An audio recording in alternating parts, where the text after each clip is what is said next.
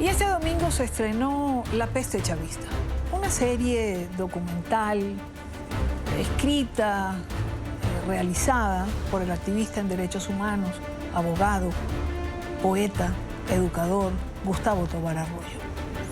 Pretende mostrar al mundo lo que el fallecido comandante Hugo Chávez y su socialismo del siglo XXI le hicieron a Venezuela y a los venezolanos. Una serie que, en palabras del propio Gustavo, pretende ser, esta frase es de él y me encanta, la memoria contra el cinismo y contra el olvido. Porque nada hay peor que el olvido cuando las consecuencias de lo que se ha hecho son tan dramáticas como las que se viven en Venezuela, que ha obligado a más de 8 millones de sus ciudadanos a deambular por el mundo, buscando oportunidades de vida. Esta serie está compuesta de 14 capítulos. Gustavo Tovar está con nosotros la tarde de hoy. Gustavo, bienvenido, buena tarde para ti. Y Dania, como siempre, muy agradecido por la oportunidad. Y en esta ocasión yo te pediría que fuese un diálogo, porque la aspiración con este trabajo audiovisual que hemos desarrollado, y que por cierto agradezco mucho a NTN 24 que nos haya facilitado muchas de las imágenes que contienen esta enciclopedia del dolor venezolano de los últimos 25 años. Le agradezco mucho porque era de muy difícil acceso.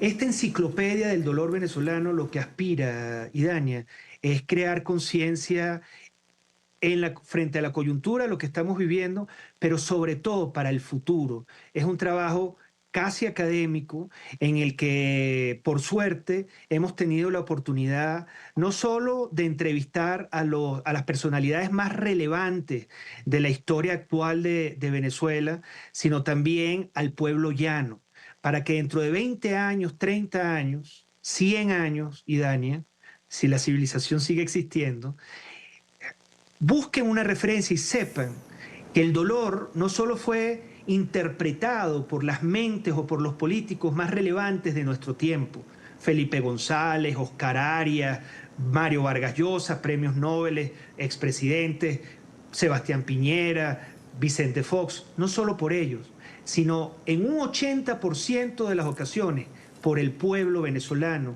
que grita su angustia, que grita su dolor y muestra a través de sus varios llantos durante el documental el sufrimiento que ha vivido desde que se impuso en Venezuela esto que yo llamo la peste, o esta tiranía que ha llevado a la asfixia a un país que lo ha obligado. Y uno dice 8 millones de personas, a lo mejor para poblaciones de 300 millones de habitantes o 100 millones de habitantes, pueden decir, bueno, no son tantos. No, este es el 30% de la población de un país que salió huyendo de sus grandes amores, de sus tierras, de sus grandes cariños, caminando en condiciones absolutamente miserables, paupérrimas, dañinas. Entonces, bueno, eso es un poco lo que se aspira con este drama, y como tú bien señalas, una memoria contra el olvido y contra el cinismo de lo que aún estamos viviendo. Así es, me encanta esa frase de enciclopedia del dolor venezolano, porque normalmente uno acude a una enciclopedia a buscar una referencia histórica, que no recuerda en un momento cuándo pasó o qué fue lo que pasó. Para quienes lo hemos vivido, olvidarlo es imposible, porque nos marcó la piel, la vida, los sentimientos, marcó nuestro destino. No lo vamos a olvidar. Pero para nuestros hijos, por ejemplo, puede ser que en el camino lo olviden, porque algunos, por más esfuerzo que hagamos, no recuerdan bien el país del que salieron, sobre todo quienes salieron muy pequeños, tus hijos o los míos, por ejemplo. Me encanta eso de la enciclopedia, preservarlo para las generaciones, esas generaciones que van a consultarlo alguna vez, o por lo menos, Gustavo, esperamos que así lo hagan, ¿no? No, y sí lo van a hacer porque esto ha afectado tanto a nuestro tiempo y ha permeado en otras sociedades que sin duda la referencia es fundamental. Los colombianos, los chilenos, los brasileños, los argentinos, los mexicanos deben de entender que hoy, pese a que tienen democracias imperfectas, son democracias corregibles y que ojalá este llamado de atención, digamos, venezolanocéntrico, en donde Venezuela expone qué le pasó a una sociedad de América Latina con el ingreso despiadado del socialismo que tanto afectó a Rusia y a Europa del Este, a China y a todos los países del eje chino, que tanto dolor, que tanta tragedia, que tanta migración causó, nos vino y nos pasó a Venezuela en el siglo XXI, y esa referencia debe ser fundamental para las sociedades colombianas, chilenas y demás, como te digo, porque hoy, pese a lo imperfecto y pese a las dificultades y a los debates y la pugnacidad y en muchos casos la polarización, todavía tienen esa experiencia de poder debatir, verse al rostro, no como en Venezuela, que cuando levantas la voz contra una política del régimen, te encarcelan, te torturan, te golpean a tu familia o la torturan, te asesinan. Entonces, pese a lo imperfecto de las sociedades, como la colombiana o la mexicana, como todas, al menos hay un resquicio que hay de democracia que hay que proteger con la vida, con las ideas, con los sueños, con la creatividad, y no dejarse tentar, y aquí sí insisto, para los países que están hoy tentados por la hegemonía socialista, sobre estas ficciones, sobre estas utopías que terminan siendo devastadoras para las realidades sociales y políticas de los países que se tratan de transformar. Entonces yo sí creo que va a servir como referencia porque muchos de nosotros hemos buscado referencias antihistóricas para entender los procesos actuales. Y yo sí consideré, los que somos grandes admiradores de la Ilustración francesa, que a fin de cuentas es el gran paso a la modernidad política, acabando con las monarquías y la hegemonía, pensamos en Diderot y en Voltaire, que con imágenes, con dibujos, nos presentaban la realidad de su momento histórico. Bueno, yo lo estoy haciendo con el arte, el máximo arte que existe, que reúne a todas las artes, que es el cine. Sin ser yo cineasta, pero sí creí que como activista tenía que mostrar de manera muy eficaz, de manera muy sencilla, el horror que estábamos viviendo, como se hizo desde la Ilíada, con un arco narrativo, con un conflicto y sobre todo con una exposición de testimonios, que es lo más importante, de testimonios que narran las heridas del momento histórico. Ahí no hay manera, después de que uno ve la serie, no hay manera de decir, bueno, esto es que era la alta burguesía o era la oligarquía, que es lo que ellos representan ahorita, y eso se ve como contraste. Entonces, la serie empieza de cómo era un atisbo de lo que era Venezuela en periodos democráticos, en donde había discusión de ideas, había planteamientos, y cómo esa democracia imperfecta se dejó tentar por lo que llaman el socialismo del siglo XXI, y los 30 millones de venezolanos terminaron siendo 20 millones y 8 millones, o 22 millones y 8 millones caminando por toda América Latina y por el mundo, mendigando comida, agua, alimento, cobija, como está pasando en México en las plazas públicas y pasa en toda América Latina, porque están huyendo en búsqueda de mayor dignidad y al menos de agua, luz y medicina. Entonces, ese drama contado por el pueblo venezolano, Claro. no por las grandes riquezas, por el pueblo llano, creo que va a ser muy elocuente para sensibilizar, sobre todo, no solo en este tiempo, sino en los tiempos por venir. Me voy a quedar con dos planteamientos que has hecho aquí, porque entiendo entonces que también la serie está hecha a modo de advertencia. y ese sensibilizar para que se entienda el éxodo. Pero antes de que vayamos a eso, veamos de qué se trata este primer capítulo de esta serie. El primer capítulo que tiene por título Democracia. Veamos. Venezuela, entre tanto, había sido un país que durante el siglo XX había ido creciendo en el sistema democrático. Venezuela había ido entrando paulatinamente a la modernidad. Yo viví en esa Venezuela, una Venezuela democrática, una Venezuela donde todos expresaban sus opiniones, donde había mucha abundancia de bienes materiales. Era una Venezuela donde nosotros éramos clase media y teníamos acceso a todo, absolutamente todo. Venezuela se había civilizado. Por 40 años logró domar al bárbaro que durante siglos llevaba dentro. Logró crear una república democrática. Chávez apareció y le disparó en la frente. Democracia. Democracia. La palabra exterminada. Y le disparó en la frente. Desde el oscuro destierro me abrazo a tu memoria. Venezuela, Venezuela, aurora de la libertad en las Américas. Recuerdo tus mares, el sosiego de tus llanos, tus enigmáticos y ardidos desiertos, los Andes que florecen en tus cordilleras, tus aves, tus saltos donde los ángeles salpican su luz, hecha agua. Venezuela, Venezuela, bella, bellísima, como tu gente noble y trabajadora, y tus pueblos pintorescos, y tus niños, y tu historia de héroes y de santos, Desde el exilio recuerdo tu flamante desarrollo y tu progreso.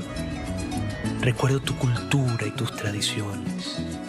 Y también recuerdo tu democracia, Venezuela.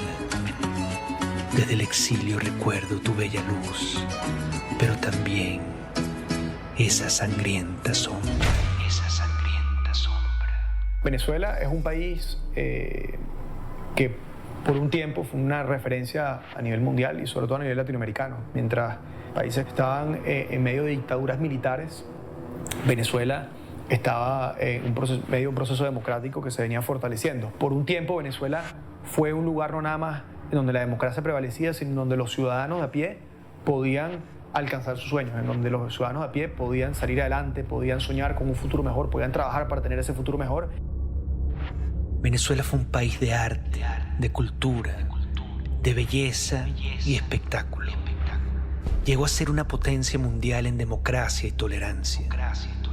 Una sociedad iluminada por el diálogo. Un abrigo para los desterrados del mundo. Venezuela fue una nación en libertad. Acaríciame y empápame de tu ternura, amor. Chévere, chévere, chévere, chévere, chévere. Tuvo 20 años buenos y 20 años malos. Quienes votaron por Chávez tenían muy fresco los 20 años malos. Ese fue el problema. Habían más que habían sufrido las consecuencias de un país en declinación desde el año 83 en adelante, realmente a quienes habíamos podido ver lo que había sido el desarrollo democrático de Venezuela. El año que viene se ve esto horroroso. Y gracias a los gobernantes, que es lo que nos han llevado a este extremo. Dejamos que alguna gente inconscientemente, otra bien intencionada, le atribuyeran a los 45 años que tuvimos de democracia muchos valores negativos, corrupción, desigualdad.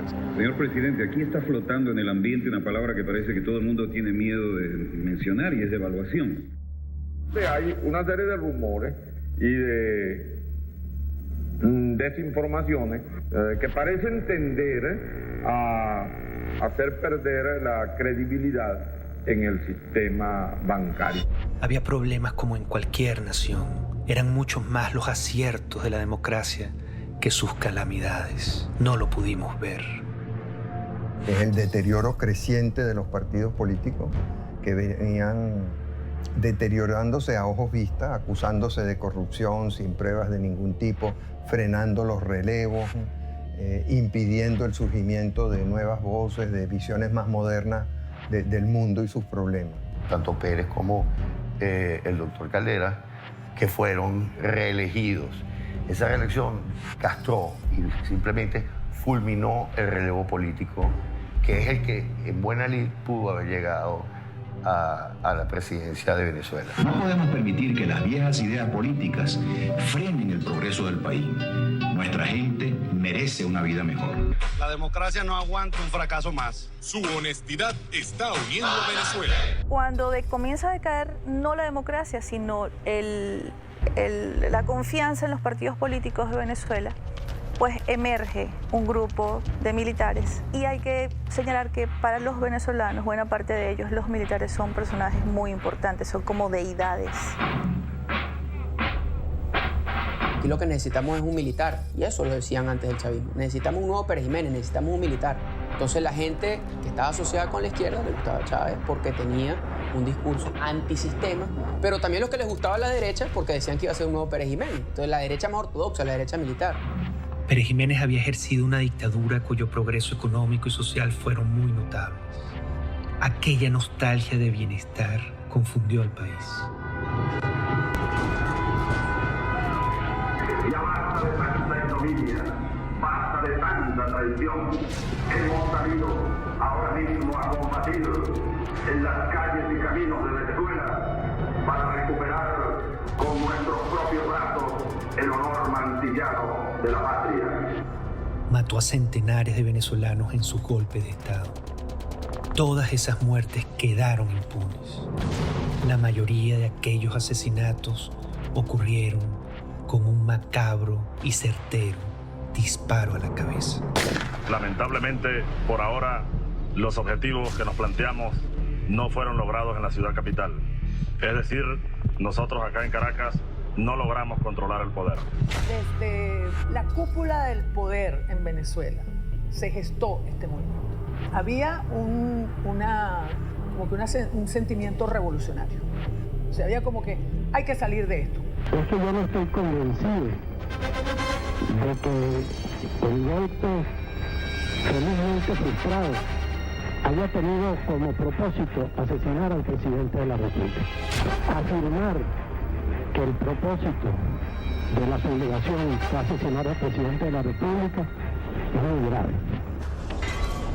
No le pareció grave que intentara asesinar a la democracia de Venezuela.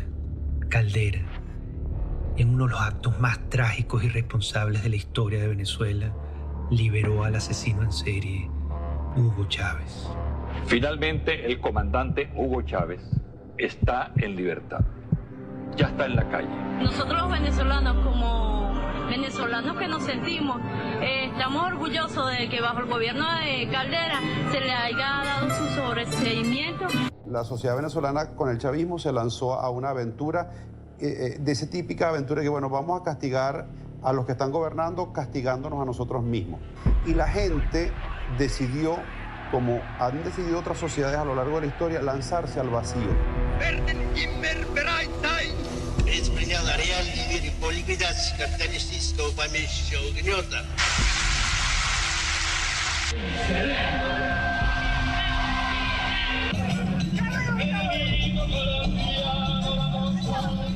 Ese es el verdadero libertador de la patria, el que nos liberó de la corrupción, de la que dice que es la democracia, pero no la es una dictadura. Chávez es el hombre que realmente nos va a ayudar a llevar la democracia como tiene que ser. Me siento orgullosa de él y vengo en representación de los estudiantes, que todos estamos con él. Pocos advirtieron lo que ocurriría con la llegada de Hugo Chávez al poder. El presidente Carlos Andrés Pérez fue uno de ellos. ¿Cuál es la tragedia que usted avisora si gana Chávez? Bueno, una dictadura. Y nosotros sabemos lo que es una dictadura. Aquí no hay ley, aquí no habrá derecho de expresión, aquí las cárceles se abrirán para quienes no estén de acuerdo con ese gobierno, no se le permitirá a nadie disentir. Y todos los problemas que hoy vemos y que queremos acabar, los problemas de corrupción, los problemas del poder judicial, todos se harán más graves aún.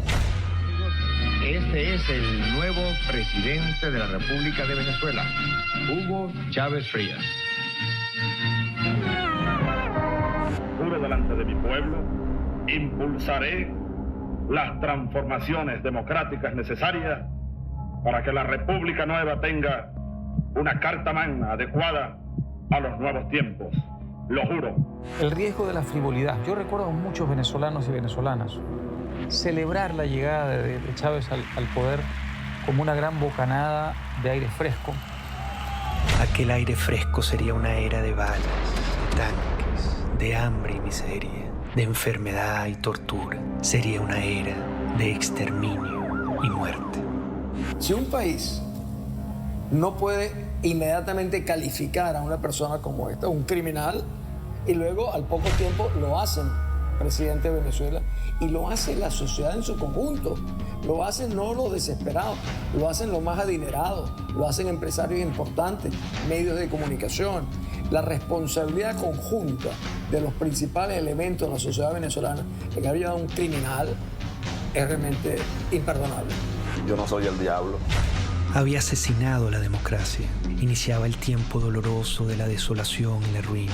El tiempo de la peor peste del siglo XXI, de la peste chavista.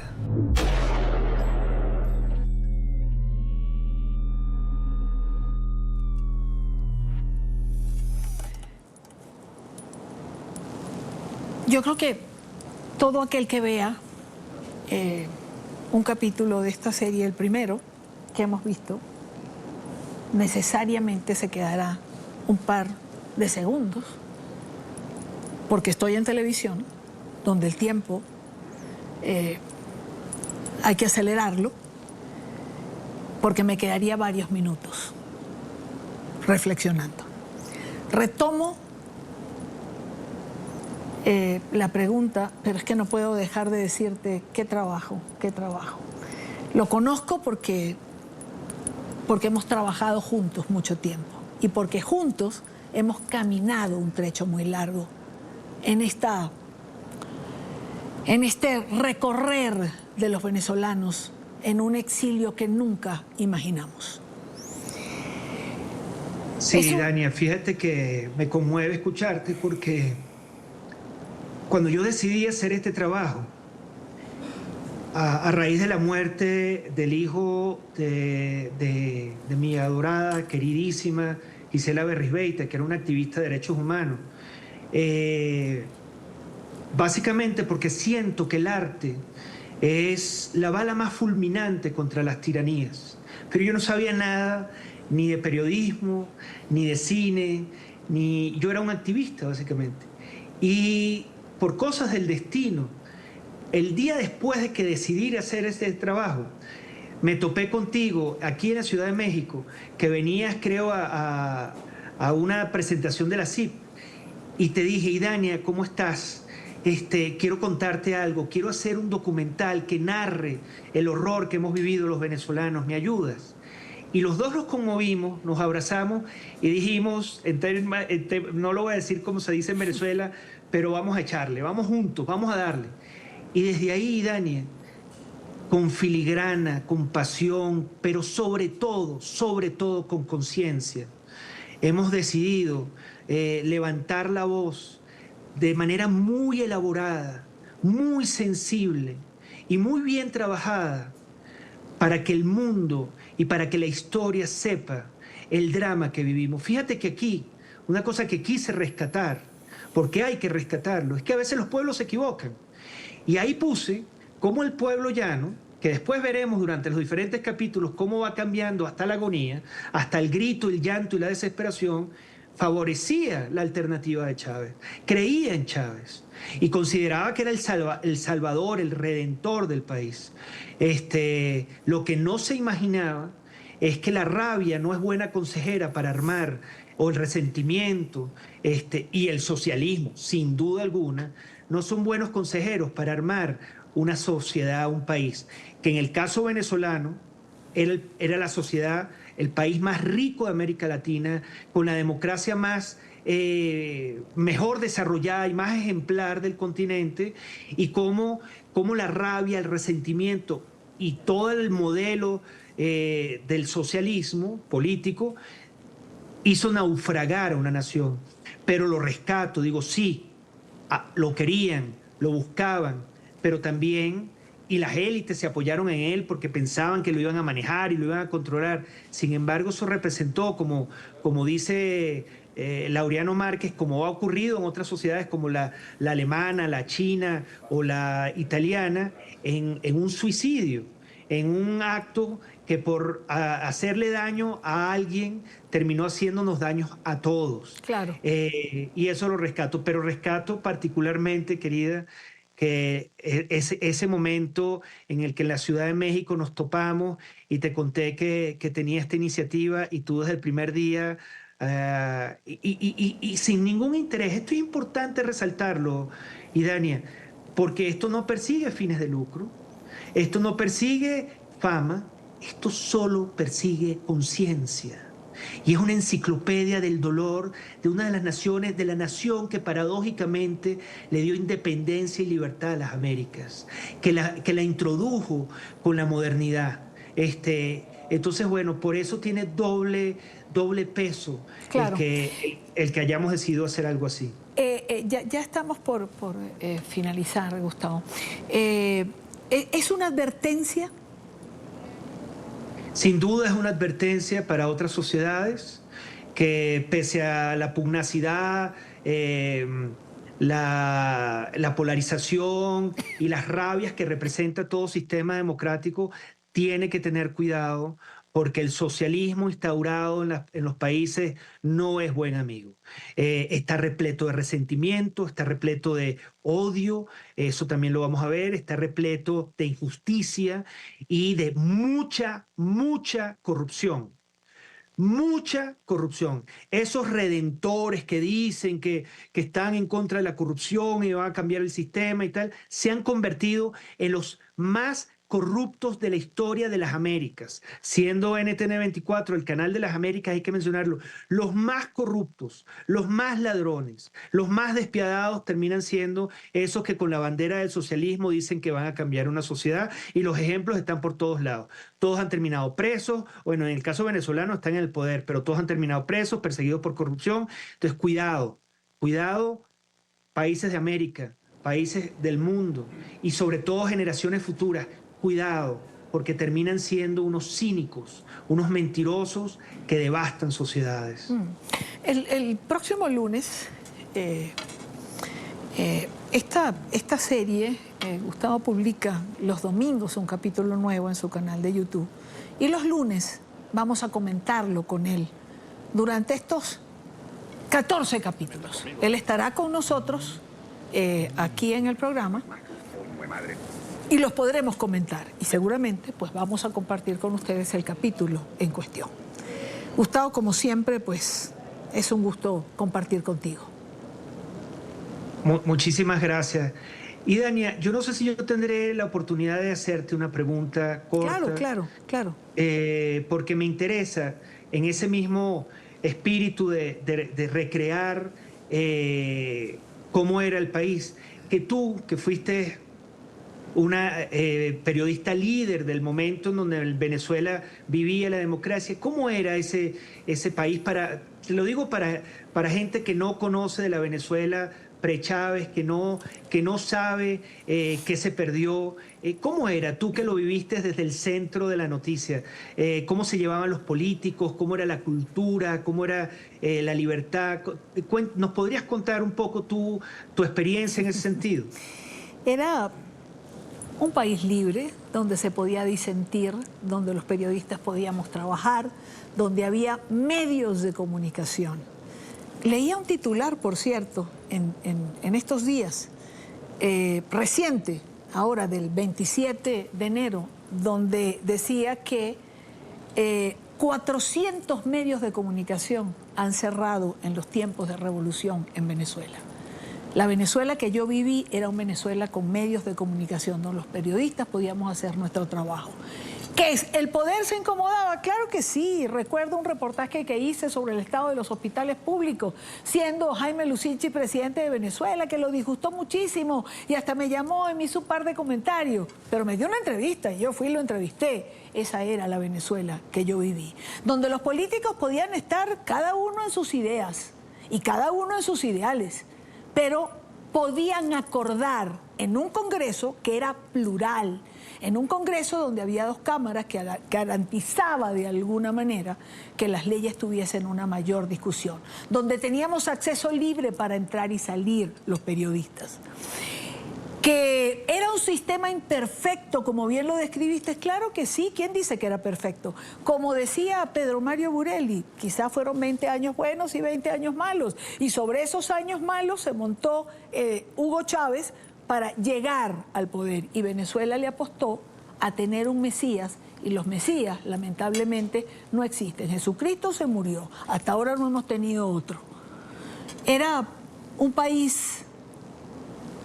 Recuerdo una frase de Antonio Ledesma, Gustavo, que la define. Todos cabíamos bajo el mismo cielo, independientemente de otra cosa.